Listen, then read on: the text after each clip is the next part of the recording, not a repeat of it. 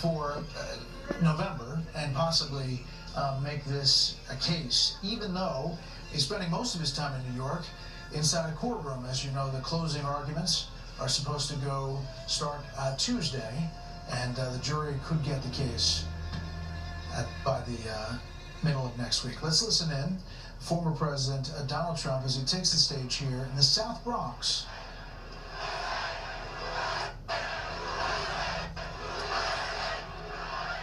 Well, hello everybody. Thank you very much. This is some turnout. This is some turnout. And I want to thank New York's finest. They just brought a lot of additions. So we have people, thousands of people outside that can't even get in, but they'll get in eventually. We appreciate it. New York's finest. Hello, New York City, and hello to all of the incredible, tough, strong, hard-working American patriots right here in the Bronx. Who would think? Who would think? I'm thrilled to be back in the city I grew up in, the city I spent my life in, the city I helped build, and the city that we all love, New York City. And I'm here tonight to declare that we are going to turn New York City around, and we are going to turn it around very, very quickly. We're going to bring safety back to our streets. We're going to bring success back to our schools. We're going to bring prosperity back to every neighborhood and every borough of the greatest city in our land. We're going to reduce taxes. We're going to bring businesses and big taxpayers back to New York. Gotta bring them back. Gotta bring them back. And we're going to make New York bigger, better, and more beautiful than ever before. And that includes right here in the Bronx. And it's going to be done and funded starting on January 20th, directly from our great and beautiful White House. Is that okay? For my whole life, I always thought that this city is a monumental testament to the power of the American spirit and the American dream. When New York started as a small, rugged Dutch trading post near the tip of Manhattan in 1624, what you see around you is nothing more than wilderness and marsh. But by the muscle and backbone and genius of the people of New York, we built the city into the towering forest of iron, aluminum, concrete, and steel. We made this city and state into the capital of global commerce. We turned our hometown into the bustling center of a confident, glamorous American culture, and we inspired the entire world. We inspired the world. No matter where you went on this planet, everyone knew that when you said, "I'm a New Yorker," it meant you had smarts, you had grit, you had energy, and above all else, you had heart. Big, big, beautiful heart. There's a little interference Everybody wanted to be here. New York was where you came to make it big. You want to make it big, you had to be in New York. But sadly, this is now a city in decline. My life, I've seen New York through good times and bad, through boom times and crime waves, through market crashes and terrorist attacks, but I've never seen it quite like this. We have filthy and drugged out homeless people living in our places that we've spent so much time with children where they used to play. Lunatics killing innocent bystanders by pushing them on. It's a sad thing. Don't worry. It gets positive. Don't worry. It gets so positive. Remember, we're going to win. We're all winners. We're going to win so big. We're going to make it bigger and better than ever before. So don't worry. By the time the other 6,000 or 7,000 people get in, it'll be very positive. Our subways are squalid and unsafe. The ceiling tiles are falling down, and they look worse than a third world country. The medians of our highways are crumbling. Our sidewalks are littered with garbage, bottles, and trash. But worst of all, the discarded needles from people that so desperately are in need of help. And we have mobs of migrants fighting our police officers and giving America the middle finger. But we are not going to let this continue. We are not going to abandon our hope and our pride. This city has given us so much, and now it is time that we are going to give it back. Together we are going to make New York City great again, and simultaneously we are going to make America great again.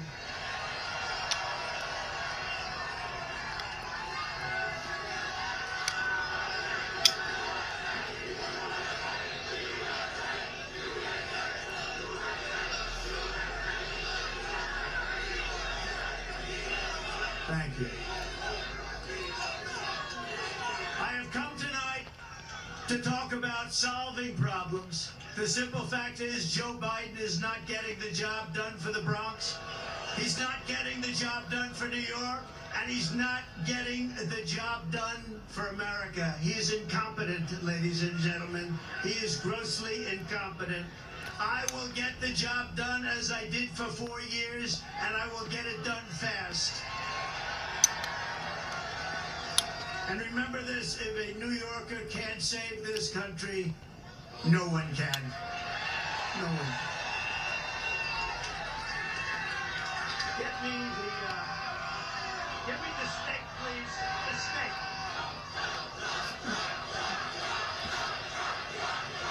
Thank you, everybody. What a crowd. This is something. You know, we wanted to keep it small because who knew? This is like a love fest. Love fest. It's a love fest. We love you. Thank you, darling.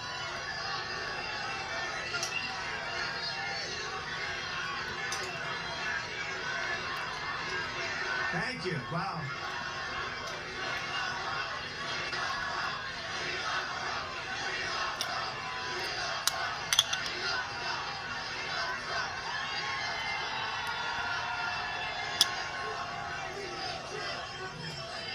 Who said we're not going to win New York? We're going to win New York someday.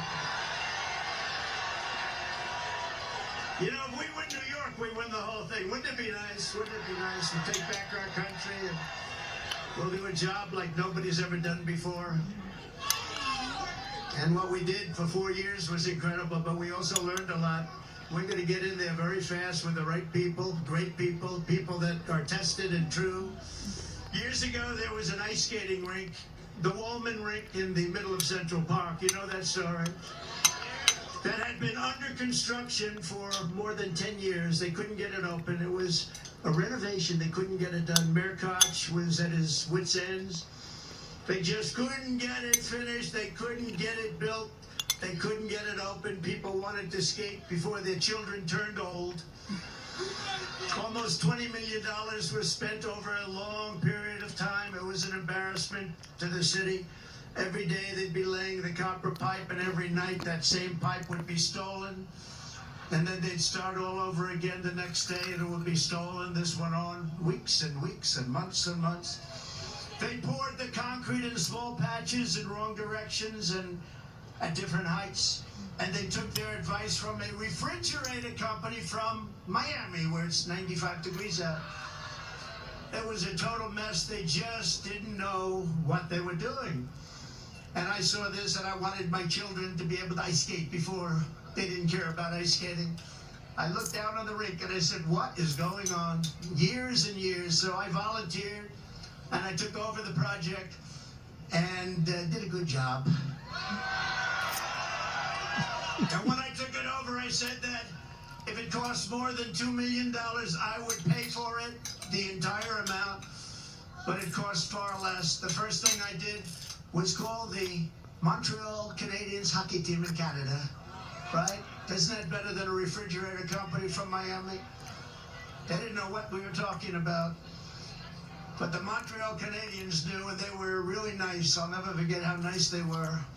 And they told me that you don't want to use copper tubing and gas because the gas is very delicate and it leaks.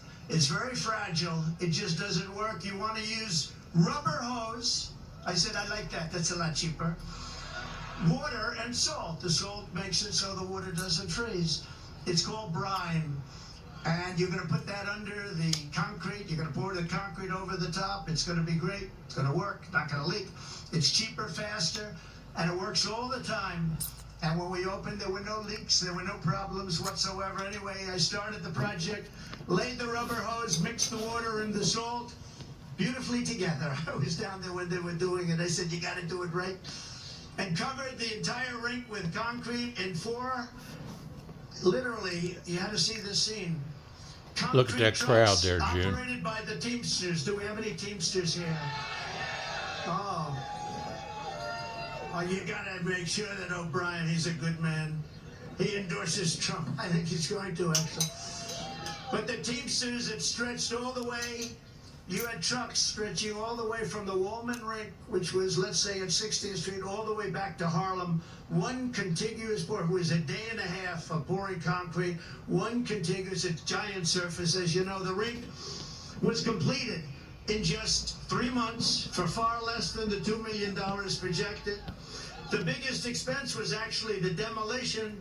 That is the demolishing of everything that was built so incorrectly, so badly over a 10-year period. The biggest cost was demolition, taking it all down and starting all over. We opened with a ceremony with all Olympic gold medal winners, including the great Peggy Fleming, Dorothy Hamill, Scott Hamilton, and all of the others. Every one of them was there. It was a beautiful night, beautiful weather.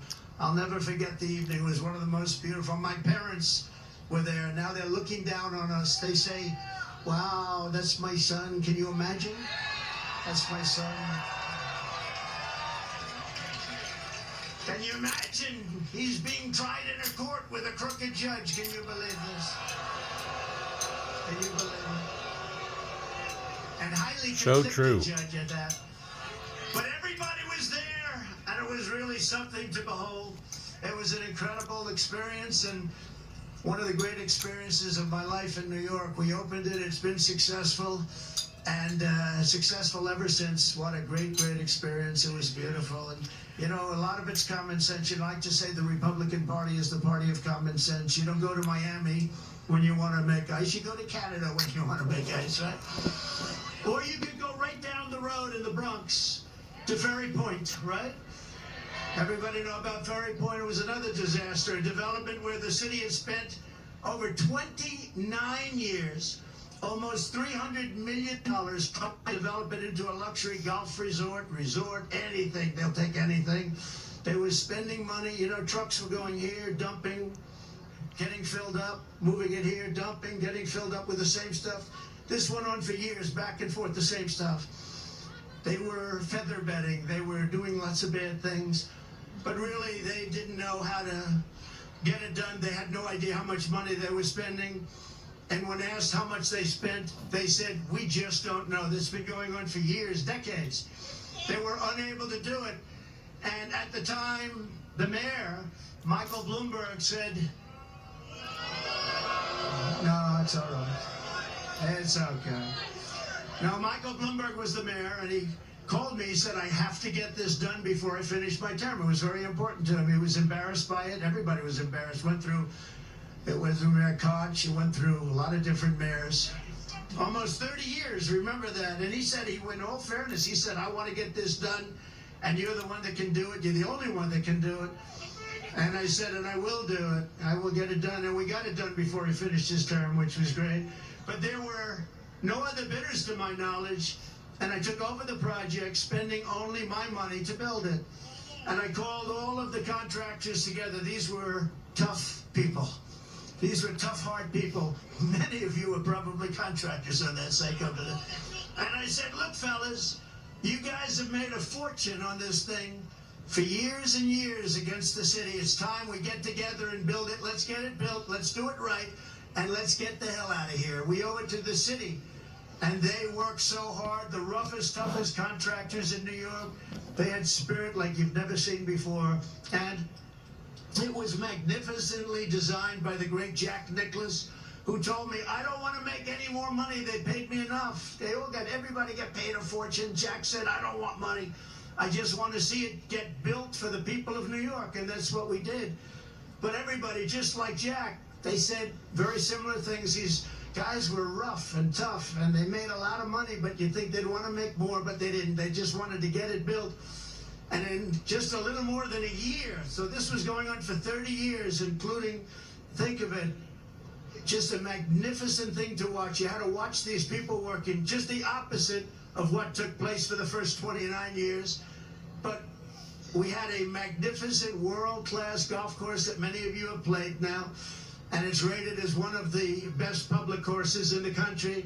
And then a short while later, we built a beautiful clubhouse, one of the prettiest I've seen. Built it, completed. The project was absolutely beautiful. It opened to great fanfare and great success. And do you want to hear the end result, though? Should I go off teleprompter and tell you the end result? You think Biden goes off teleprompter? I don't think so. He's no good on teleprompter. No, but okay, so I did this beautiful job, and then we had a dispute over January 6th. We had a dispute, and they said, January 6th, we want to terminate his agreement with the city, a long-term agreement with the city. And they sent me a notice of termination. I said, wait a minute, I just spent $25 million building it, built this magnificent clubhouse. It's in full operation. It took you 29 years. You were spending hundreds of millions of dollars. You couldn't get it done. And the neighborhood came to court totally for me. The Bronx neighborhood, it's in the Bronx. It's on the East River in the Bronx.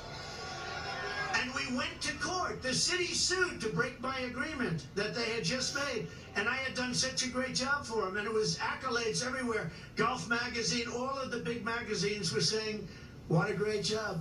They terminated my agreement, and I went to court. And I will tell you, I had a very good experience. We had a Supreme Court justice named Deborah James. And I have to give her credit. I didn't know her, never met her. Deborah James, a African-American woman who came to my defense. We explained it, and the city explained it. They said, we want to terminate it. They had no reason. And we said what we just said. And she looked at them, and she said, in effect, how dare you?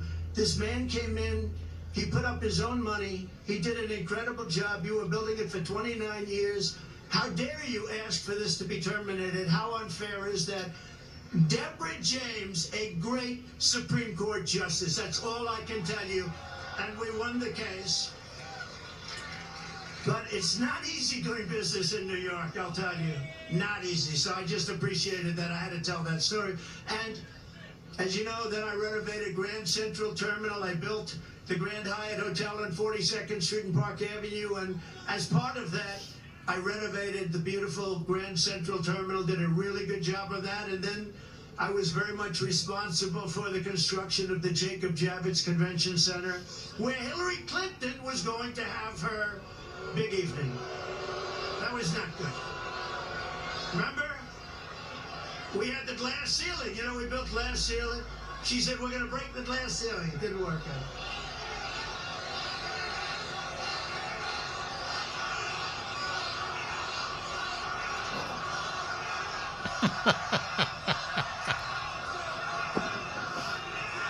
You know, I'll tell you a little secret that I don't think I've ever... I hated the concept. I said we have to get on with our country. We have to win against Russia. We have to win against China, North Korea, all the different countries we're at loggerheads with. But as long as you have a smart president, you're going to win those battles. We were winning all those battles, even with the fake Russia scam, which made it harder. But you hated that. And then you see what they want to do to us, to us. And they come along and they don't mind, because Joe Biden is the worst president in the history of our country, has no sense, doesn't know what he's doing, grossly incompetent, and our country's going to hell, but we're going to turn it around. We're going to turn it around fast. Because above all else, and I say this and I believe this on New York, is you are different. You do know that. You know that when I called for this rally, we said, let's just have a meeting. Don't call it a rally. And so many people showed up. I said, like it or not, this is a rally. This is, look, as far as the eye can see. You have to see the lines outside, they're going for miles. That's amazing. But when we saw it, That's and we saw the amazing. love, because I called up this morning, do the people like me or do they hate me? They said, they don't like you, sir, they love you. Thank you. So I appreciate it. He's a leader. I love you too. He's a doer. And he's intelligent. But above all else, And he's not afraid of taking on the job and making the decisions. Make America great again. boy, look at all the cameras back there. That's amazing. That's the fake news. Yeah. You know, they'll say tonight, Donald Trump spoke to a very small crowd of people in the Bronx. It was a very hostile crowd, very hostile. They hated him very much. No, sometimes they're okay. You know, I agreed to do a debate with crooked Joe Biden on CNN with fake Tapper. And I think they'll be fair. Does anybody think they'll be fair? I might. That's all right. When they said, here's your story, you can have a debate on CNN with fake Tapper as the primary host. And I said, I'll do it. Because you know what they thought is you'd say CNN and then say various people on the show, various anchors, and headed up by fake Tapper. And they thought I was going to reject it. I don't want to do it. Then Biden would say, I offered to debate, but he wouldn't do it. So they said, we want to have a debate. I'll take it. Well, we haven't even told you what the debate is all about. Then they said, today, they said, we'd like to set up tables so you sit down. I said, I don't want to sit down for a debate. Let's go. At some point, so we're not sitting down. We're going to be standing up for the debate. And here's what you know. If crooked Joe Biden makes it through the debate, which I think he will, they're going to say it was one of the great debate performances in history. One of the greatest debate performances. But there they are. And we're on every network tonight. I don't know what's going on. We're on Fox. We're on all of them. So have a lot of fun, but we're on all of them. So they understood. They understood before anyone how big this would be. And you got to see what's back there coming in. Thank you. Thank you.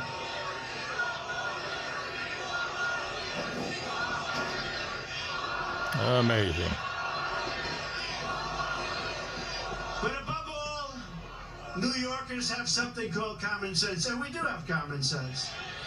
An old-fashioned American common sense is exactly what I intend to bring back to the White House, just like we had for 4 years. You know, we had 4 of the greatest years in the history of our country. We rebuilt the military, we cut taxes, the biggest tax cut in history, the biggest regulation cut in history.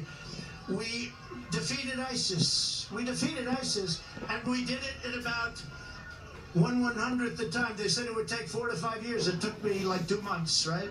Because we have an incredible military, and we're not allowed to show. They had Afghanistan, the worst pullout, the most embarrassing day in the history of our country. It's probably the reason, a piece of it, why Russia went into Ukraine. They said, these people are incompetent. We're going. So Russia going into Ukraine would have never happened. None of this stuff that you see would have happened. Israel would have never happened, the attack on October 7th.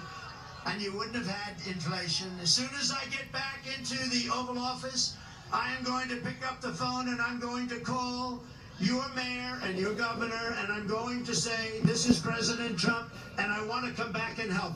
Look, you have a Democrat governor, you have a Democrat mayor, and we are going to work with them, and we're going to get this state and this city at a level that it's never seen before, frankly. I think we can do that, too. We're going to be helping them a lot. Much more than anybody would expect. It doesn't matter whether they're Democrats or Republicans, because this is about our city and our country, and it's really about the people. And in this case, the people of New York City, New York State. We're going to make you very, very happy. And Biden can't do it. He doesn't know he's alive. You know, see all the stairs here? Stair, 2 of them behind me, 1 in the middle. When he's finished with his 2.5 minute, do you ever watch his speech? They last for about 1.5 minutes. When he's finished with his speech, he can never find the stairs. He can never find the stairs. And when he does, it's not a pretty picture either. Thank goodness for Secret Service, they come up and they guide him off. No, this is not what we need. When you see President Xi of China, when you see Kim Jong-un of North Korea, when you see Putin, and you see all of these people, they're at the top of their game, whether you like it or not, and they can't believe that this has happened to the United States. We have lost respect all over the world. We were the most respected country in the world 4 years ago. We were respected more than our country was ever respected 4 years ago, and now we're being laughed at. We're like a joke, and that's not going to happen. That's not going to happen. We're going to do whatever it takes to fix our roads, bridges, and highways. We're going to take back our parks, not just for children, but for everybody. We're going to renovate New York's subway system so it no longer looks like it hasn't been cleaned since 1932, but rather it will be the most beautiful transit system anywhere in the world. Not only the fact that you've lost the use of your schools, your parks, and your hospitals. Joe Biden's inflation.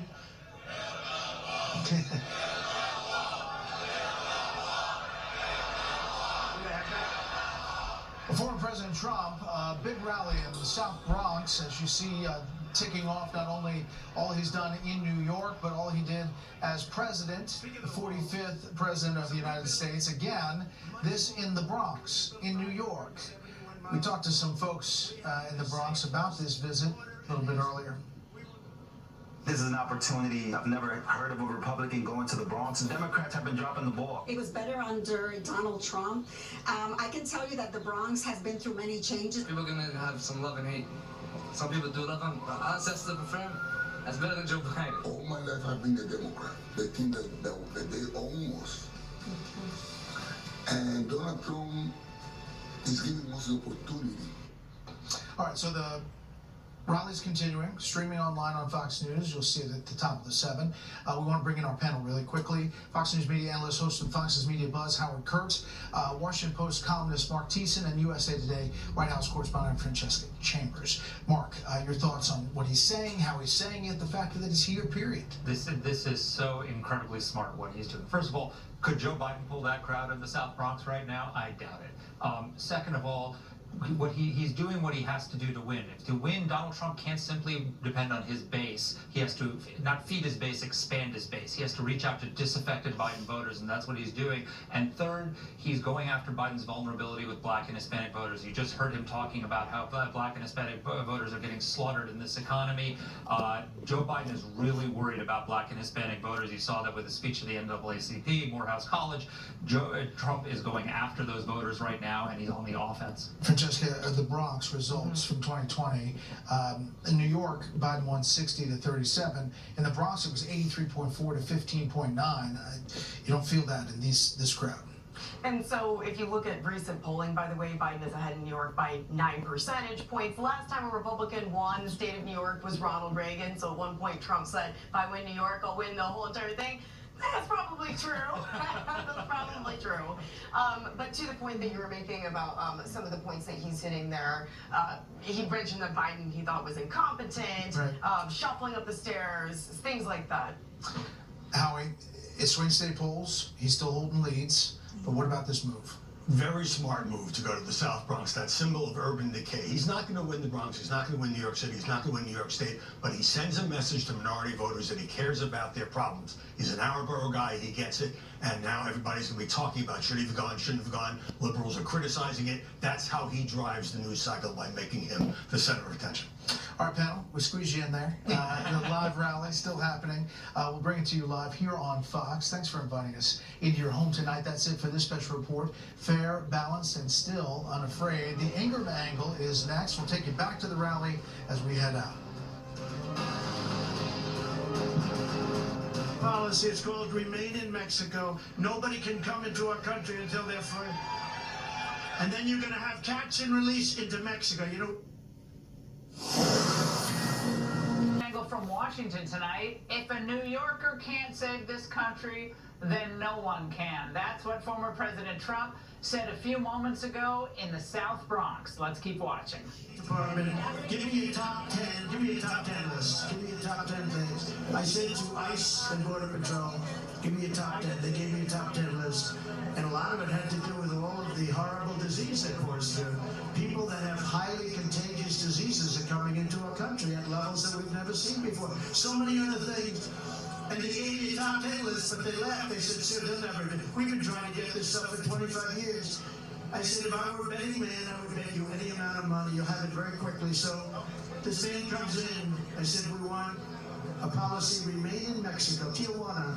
Hundreds of probably the fastest growing city in the world for a period of a year. That place will put it up with people that weren't allowed into our country. And we had already built a lot of the wall.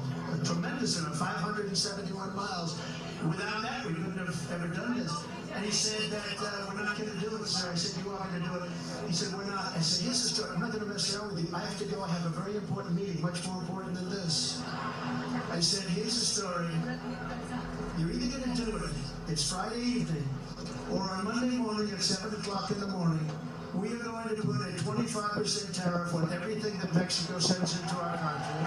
And then 1 month later, if you don't do it, we're going to put a 50%, then we're going to go 75%, and because I'm a nice person, we're going to stop at a 100% tariff.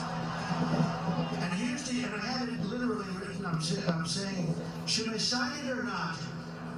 Am I going to waste the ink or not? Because I'll sign it right now. On a Monday morning at 7 o'clock, you're going to pay up to a $100 tariff. He said, sir, I'd like to make a phone call. I said, I wonder who you're going to call. Let me guess, you're going to call the president. He comes back 3 minutes later.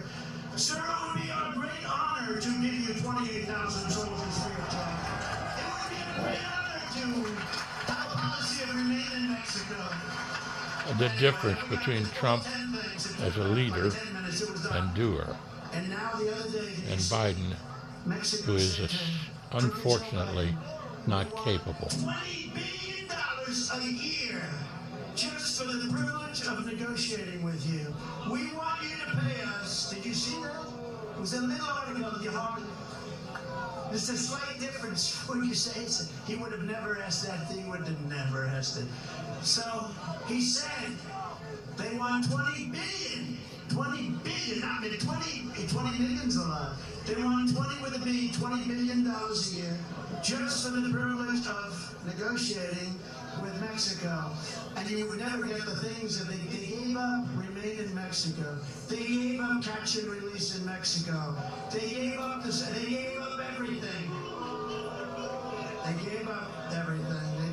They did give up the Constitution. Joe Biden, his inflation has cost the average New York household a staggering $24,000. Think of that, because the costs have gone up so much. Bacon has gone, I don't eat bacon anymore, it's so expensive. It's gone up like 4 times. I said, what's with bacon? But if you look at the Biden price hikes, very much caused the runaway inflation, the likes of which I don't think we've ever seen before, anything like it. And they cost the average New York families $1,000 a month just in the inflationary costs. I call it the Biden inflation tax because it's a tax. On day one, we're going to throw out Bidenomics. They're going to replace it with Meganomics like your house.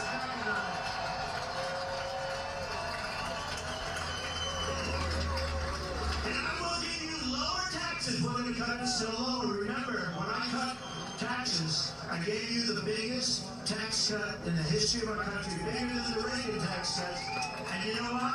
The following year, we reported massive increases in revenue. So with lower taxes, we actually took in more money because it gave incentive for people to work, lots of reasons. But I will give you low taxes, low inflation, low interest rates, rising wages, growing incomes, and fair trade for the American worker.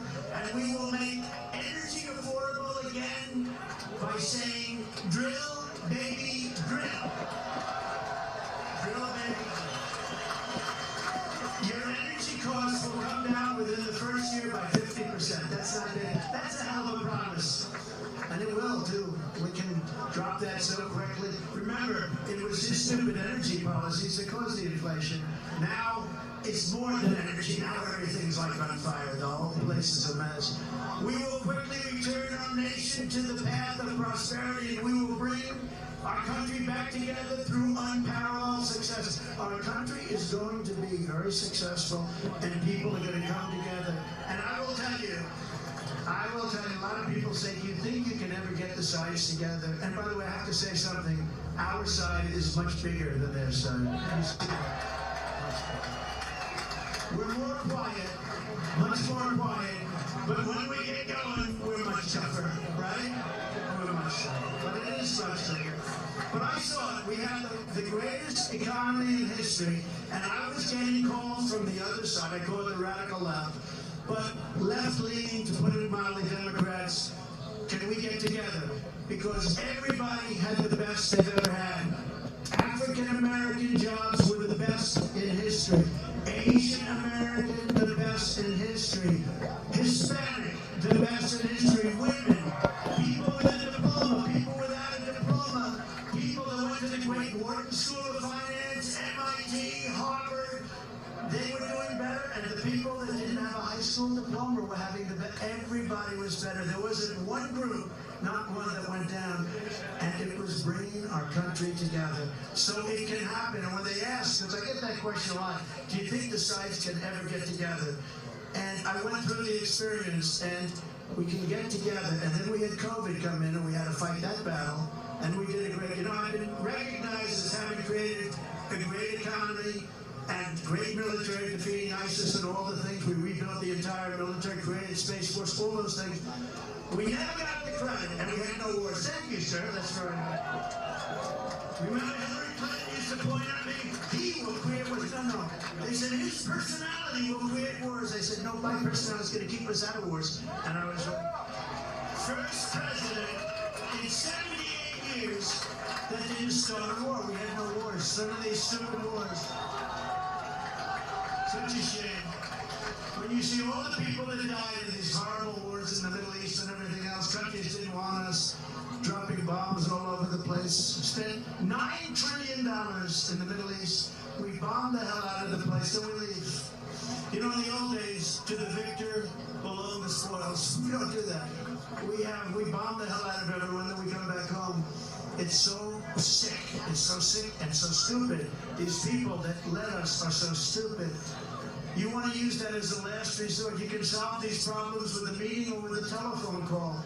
You don't have to drop billions of dollars worth of bombs on people's heads. You don't have to. It's called peace through strength. It really is. There's no reason for it. What they did in the Middle East is so incredible. They bombed the hell out of the place and then they left. But to the victor belong the spoils, we didn't do that. Now, in Iraq years ago, I was a civilian, but I got a lot of publicity for whatever the hell reason. And I said, don't go into Iraq, don't go into Iraq, don't go into Iraq. But if you're going to go in, keep the oil. Well, they went in and they didn't keep the oil. And Iraq now has $350 billion in cash from the oil. And Iran, by us destroying Iraq, the military of Iraq, for years they fought each other, and they were equal sizes, equal everything. They were equal military partners. And for 1,000 years under different names, they would fight. They're religious. They'd fight. They'd go 5 feet left, 5 feet right, 5 feet left, 5 feet right. Somebody would say they have gas, somebody would say they have nuclear, then they'd rest for a few years, and they'd fight again. But we blew the hell out of one side, Iraq. So now Iraq is a subsidiary, essentially, of Iran. Congratulations to the geniuses that got us into that mess. Because Iran essentially controls, and that was the other thing. When I was president, Iran was broke. They had no money. I said to China, if you buy, they bought a lot of oil. I said, if you buy anything, but if you buy oil from Iran, we are going to do something to you. What's that? You're not going to do any business in the United States. He said, well, that's the end of buying oil from Iran. Every country was told that Iran was broke. They had no money for Hamas. They had no money for Hezbollah. They had no money for anything. Then Biden comes in and he takes all of the sanctions off. And they go out, and now Iran has $223 billion. Congratulations.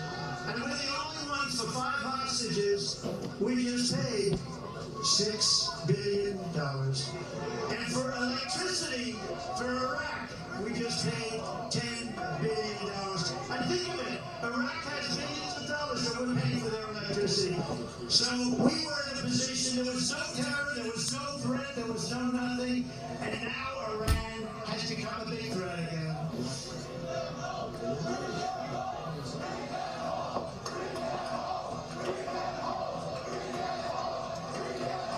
And then I tell you, I see a lot of flags from it right out of Israel, right? That's right out of Israel. But remember I said it a month ago, and it's a terrible thing to say, but I believe it. Many of the hostages that you're waiting for, and everybody's waiting for, those hostages, many of them are dead. Many of them are dead. And it's a horrible thing. It's a horrible thing, but many of those hostages are dead. And that's why when you see these negotiations where Hamas is like not getting back, they're saying, man, we could make a good deal, but these people are no longer alive. When I saw the way they were treated, when I saw they were thrown into the cars and how horribly they were treated, there's no way that those hostages, and some will be alive, but many of those hostages are dead. It's a very serious, horrible thing. It would have never happened if the election weren't rigged. It would have never happened if I were your president. It would have never done it. Because we have so many young people here today, I want to talk about, just for a moment, about success. Do you remember I used to give talks on success before politics? Okay, that's enough. We're going to do it. I know you're on our side, but it's enough. We're going to get them home. It's a rough situation. But remember, we used to give talks on success for the learning addicts and for others, and I used to do that before politics, and maybe it's one of the reasons I went in. But because, well, bringing our city back, it starts with getting the right leadership. It also involves men and women just like you. But I talk a lot about success, and I get paid money to talk about success. I would have done it for nothing. But then, because of politics, and if you take a look, because of politics, I stopped doing that. But I think we're in the Bronx. We have young people that aspire to success. And I just wanted to know, I'm so tired of politics. Can we devote 6 minutes to success?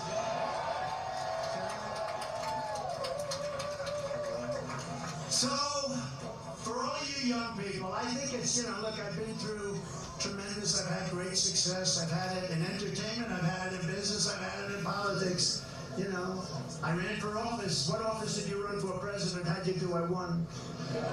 Actually, I won twice. We did much better the second time. So. We got millions more votes the second time. But it doesn't compare to this time. There is so much more. We had tremendous enthusiasm when we, I don't call it crooked Hillary anymore. I call it beautiful Hillary because I took crooked and used it for Joe. I don't like using it for 2 people. But we had tremendous enthusiasm in 2016. We had unbelievable more enthusiasm in 2020 because we did such a good job. In fact, one of the big problems in 2016 was the wall. It was the border. I fixed it so good that I couldn't talk about it in 2020. I kept saying to my people, I want to talk about the wall. I want to talk about the great job I did on immigration. I stopped people from coming in. They said, sir, nobody cares. You already fixed it. I said, this is a terrible thing. You fix it, you can't talk about it. But let's talk about, for the young people, just to listen for a couple of minutes, because we've been talking about politics so long, I'm OD'd. You know what that means? I'm OD'd on politics. I'm OD'd on Trump. I turn on the television, Trump, Trump, Trump, Trump, all different stories, Trump. They're driving us crazy. So I believe in the expression. Did you ever hear this expression? The harder you work, the luckier you get. You know who said that? A great golfer named Gary Player. He was smaller than other golfers, but he worked harder than other golfers. And he ended up with the most career wins of any golfer. He ended up with 9 majors, and he was small in stature, but big right up here. But he made that say, it was the first time I ever heard about it. He said, it's a funny thing happens. The harder I work, the luckier I get. That was an athlete saying that. Amazing, right? It's the first time I heard it. Probably been said by others, but it's true. I can tell you, if you didn't work really hard, there is very little chance that I would be standing here right now. Another part of success is something I learned from my father. I had a wonderful father, wonderful parents. I'm lucky. You gotta be lucky. You gotta get great parents. If you're going to spend your life working really hard, you have to love it. You have to pick something that you really enjoy. Sometimes your parents will say, don't do that. But you got a little bit, in that case, you got to follow your own way. You got to love it. Ideally, you got to love something where there's a potential, because there are some things you love, but it's not going to do you so good. So ideally, fall in love with something that's good. Some people go into a business where it's a very hard business. If you can go into a business that's an easier business and do well. But I see it all the time. Somebody has every ingredient for success, smart, brilliant, everything's good. But they're in a business where you hit your head on the wall. It's a very tough business. Try finding something where it's a great business with a great future. There are plenty of them out there. My father taught me about construction. But what I really learned from him was that he worked 7 days a week because he really loved to do it. I mean, he would work on Sunday. He'd go to church in the morning, and then he'd go and work. And I know some people that don't believe in working on Sunday. You couldn't keep him away from work.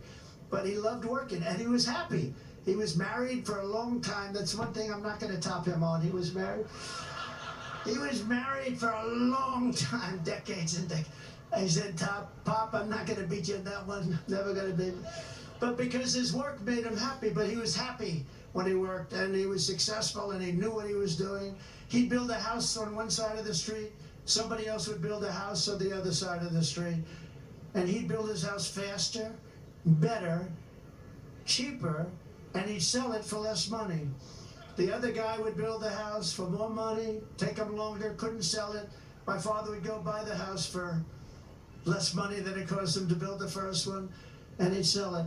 And you know, in the old days, a long time ago, his brother was a professor at MIT. My father worked, he was a little younger than my father. My father put him to school. He went to MIT, a very brilliant guy, Professor John Trump, the longest serving professor in the history of MIT, 41 years, I believe. Dr. John Trump. My father used to tell me I used to go crazy. Your uncle was always getting degrees. I had to keep building for your uncle to get him through college. He was always up there getting degrees. But he was at MIT for 41 years, a brilliant guy. He used to talk to me about nuclear because he was a nuclear genius, along with a genius about everything else. And he used to say that someday there'll be a time when a small package carried by hand can blow up an entire city. And I said, no way, Uncle John, that's never going to happen, Uncle John. Guess what? He was right a long time ago that he said it. But my father would price a house. And I'd say, how did you price in those days, Dad? He said, pricing was everything. He said, I'd sell a house for $3,999.99. And that 1 penny made the difference between selling it and not. 1 penny. If I made it $4,000, I would sell. But psychologically, $3,999.99. And he sold houses. And guys wouldn't sell them. But he used to tell me that 1 penny, sounds crazy, but it wasn't crazy. Psychologically, people thought they were buying it for $3,000, not $4,000. It's sort of like getting an 89 on a test in school or a 90. A 90's an A, and an 89, 1 point, is a B+. Another lesson, when times are tough, sometimes that's when you perform the best. You have to learn that about yourself. You have to learn it about yourself. Are you okay? Are you guys okay? Oh, okay, take your time, yeah? Take your time. Doctor, any doctor, please? Doctor in the house. Thank you. Are you okay? You take your time, darling. Yeah.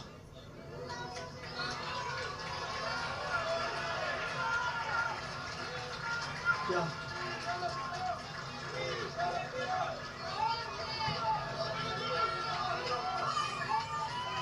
Take your time.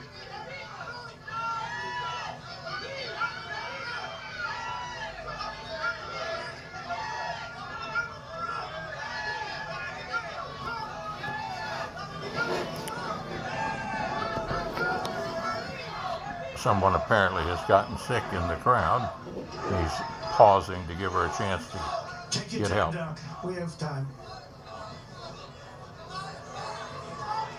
Some people waited here for 2 days. It's tough. It's tough. Thank you. Plenty of time. That's good.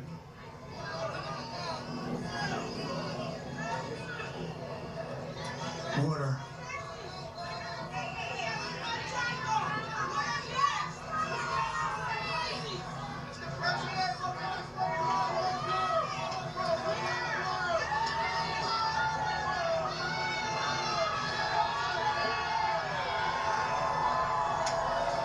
She all right? She okay?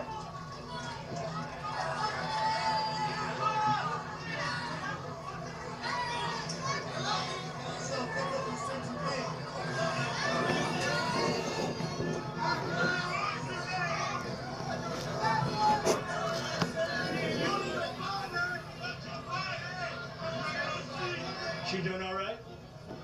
She doing okay? Thank you. Plenty of time.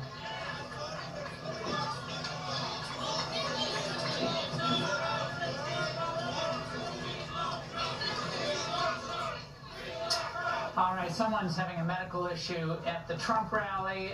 We'll return to that when that's resolved. Joining A small group of anti-protesters here that have actually been starting to cause some violence now that the sun is going down. So we're monitoring that situation as well. All right, Savannah, we're going to go back to President Trump, former President Trump, who's resuming his speech at this rally. Let's listen. Human beings are after you all the time. Impeachment hoax number 1, impeachment hoax number 2, lawsuits all over. And they're doing it to injure the political opponent of an incompetent candidate because he can't run fairly and squarely. And I say, you know what I do? I just do it. I put on the blinders. I say, I just do it. We do it. And the other question they ask me is, will it happen again? And we have to make it too big to rig. We got a lot of great people watching. We have to make it too big to rig. But one of the things you need in success is momentum. You need momentum. You got to have, and when you have that momentum going, there's nothing that can stop you. And I told the story of Bill Levitt. Bill Levitt was a great real estate man, great. Levitt towns all over the country. One of the most successful real estate people at a certain age ever. And he built these massive towns that were, you know, there was nothing like them at the time. And very successful, and he was offered a lot of money to sell to a big public company, and he decided to take it. He was a young man, he was in his 40s, and he said, darling, I'm going to take it. Told his wife, I want to take the money.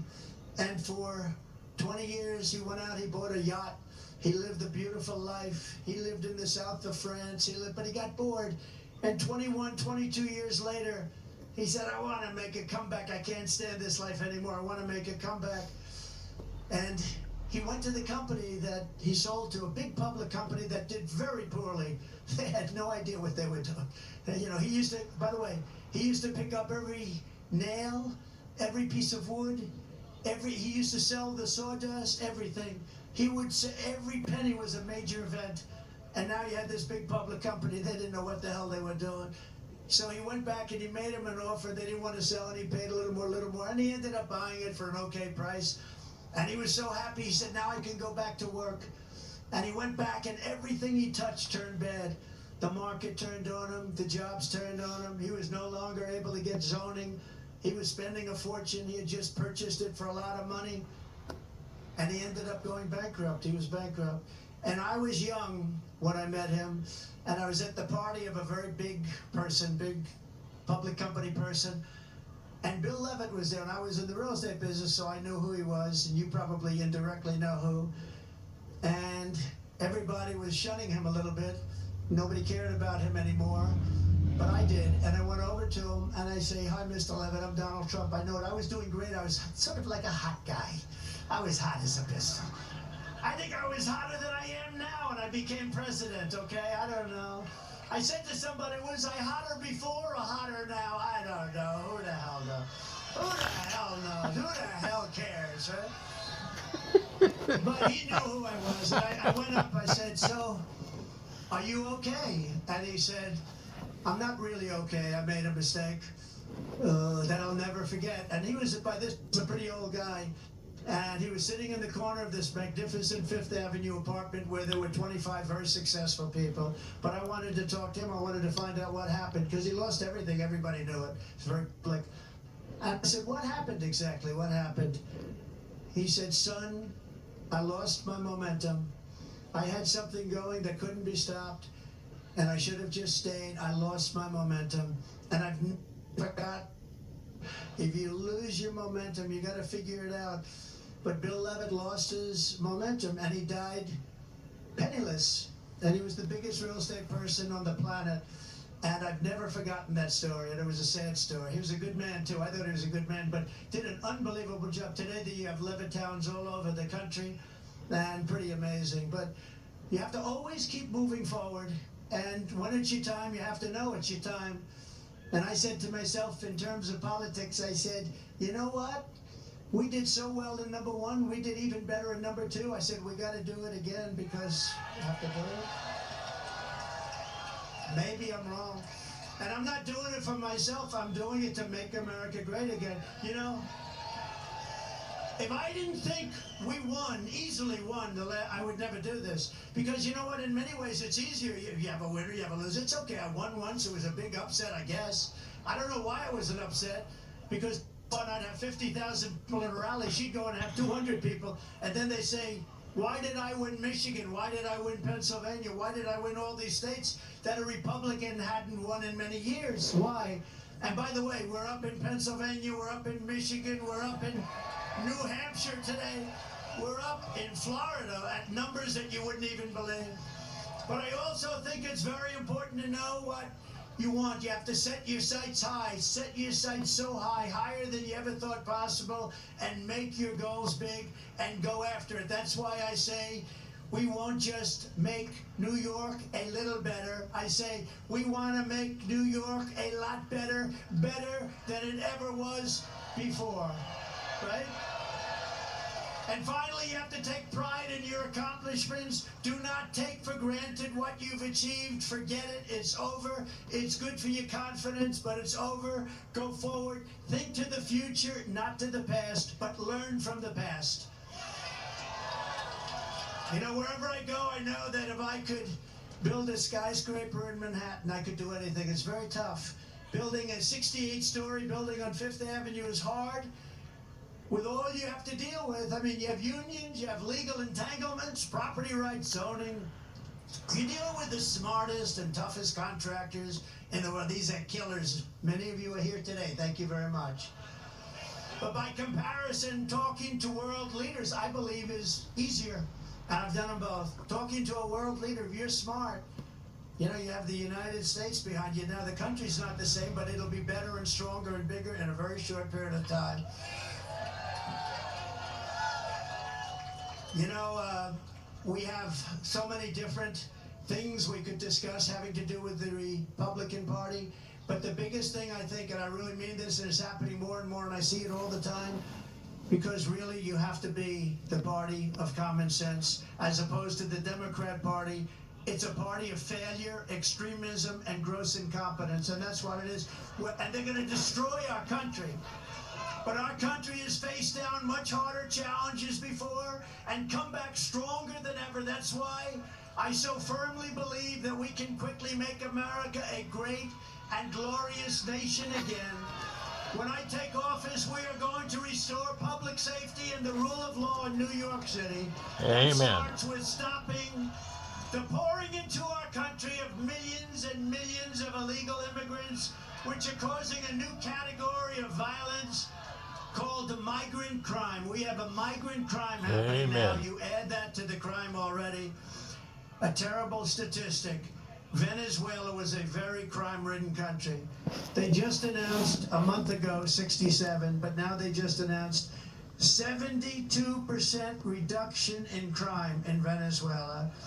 In Caracas, they took their gang members, they took their drug dealers, they are emptying out their prisons. Unfortunately, they've sent a lot of them here. That's a problem, and they're dumping them into the United States of America. Absolutely. Like a dumping ground.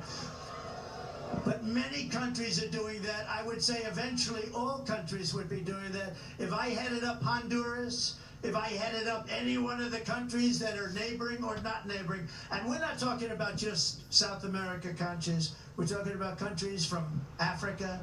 The other day, 22, think of it, 22 people from the Congo. Where do you live? We came from jail. What did you do in jail? We don't want to tell you. They're now living happily. They come from Africa. They come from Asia. They come from all over the world. They come from the Middle East. Yemen. We're bombing Yemen. Here we go with the bombs again. We're bombing Yemen. And people are coming in from Yemen. Large numbers of people are coming in from China. And if you look at these people, did you see them? They are physically fit. They're 19 to 25. Almost everyone is a male. And they look like fighting age. I think they're building an army. They had 29,000 people over the last. I think they're building, they want to get us from within. I think they're building an army. This is not exactly what they're trying to do. They all have tents. They all have and we better wake up I mean, this is not like an illegal to reality. immigrant. This is, they're building something. They have something in mind. We're going to end all of that stuff. They respected your president. They respected our country. And we're not going to let people, we are not going to let these people come in and take our city away from us and take our country away from us. It's not going to happen.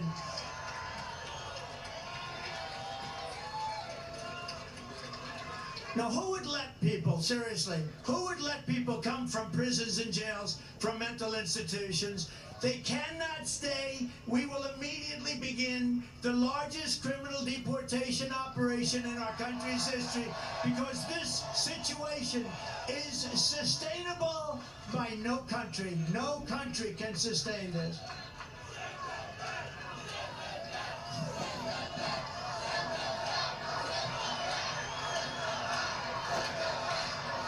As we speak, there are hundreds of thousands of Biden migrants invading our city and our country. We no longer have border states like Texas and Arizona. All states, including New York, are your border state. The people are pouring through Texas. They are pouring through Arizona. They are pouring through every state. Every state is now a border state. Every state is now, we're talking about, in my opinion, 16 to 17 million people. And these are not necessarily people that are going to help us as a country. We want to be nice. We want to be respectful. They're coming from so many places we don't have any idea. In many cases, we don't even know what the language. You know, you have languages that people don't even